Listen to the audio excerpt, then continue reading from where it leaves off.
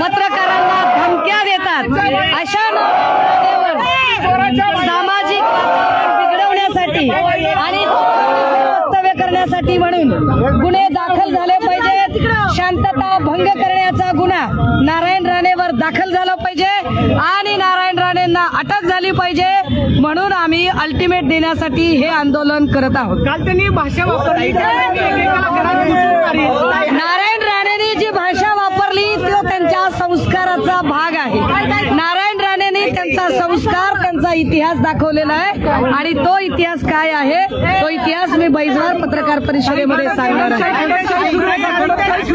काल ज्या पद्धतीने एबीपी माझाचा बूम ओढायचा प्रयत्न झाला, एबीपी माझाचा बूम ओढणं, पुढारीच्या पत्रकाराला दमदाटी करणं, महिला पत्रकारांशी असभ्यतेने वागणं, पत्रकारांच्या अंगावर धावून जाणं, पोलिसांना दमदाटी करणं, पोलिसांच्या अंगचटीला येण्याचा प्रयत्न करणं, हे सगळं लॉ अँड ऑर्डर विस्कळीत करण्याचा प्रकार हा दस्तूर खुद्द गृहमंत्र्यांच्या मुळे चालू आहे। आमचं असं स्पष्ट म्हणणं आहे की नारायण राणे आणि त्यांचे चाराने बाराने या कलसूत्री बाहुल्या आहेत। मुख्य सूत्रधार जे आहेत ते देवेंद्र फडणवीस आहेत। सूत्रधारांची इच्छा आहे का की महाराष्ट्र कायम सांप्रदायिक विभाजित झाला पाहिजे, महाराष्ट्र कायम अशांत राहिला पाहिजे।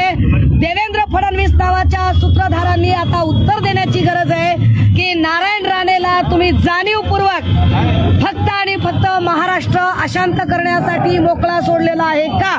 काल जे नारायण राणे म्हणाले की इकडे यायचं नाही, इकडे यायचं नाही, शिवाजी महाराजांनी बांधलेल्या गड किल्ल्यांचा 7-12 हा नारायण राणेच्या बापाचा नाहीये, हा 7-12 महाराष्ट्राच्या बापाचा आहे।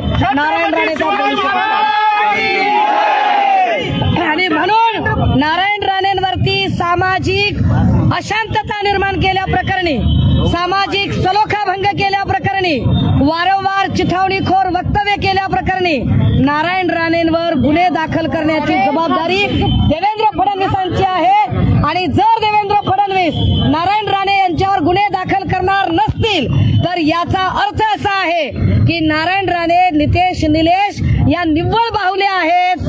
मूळ देवेंद्र फडणवीस खरे सूत्रधार ज्यांना जाणीवपूर्वक इथलं वातावरण खराब करायचं आहे। भविष्यात फक्त शिवसैनिकच नाही, कारण सरकारला आंदोलन हाताळता येत नाही, सरकार आंदोलन चिरडण्याचा प्रयत्न करतं।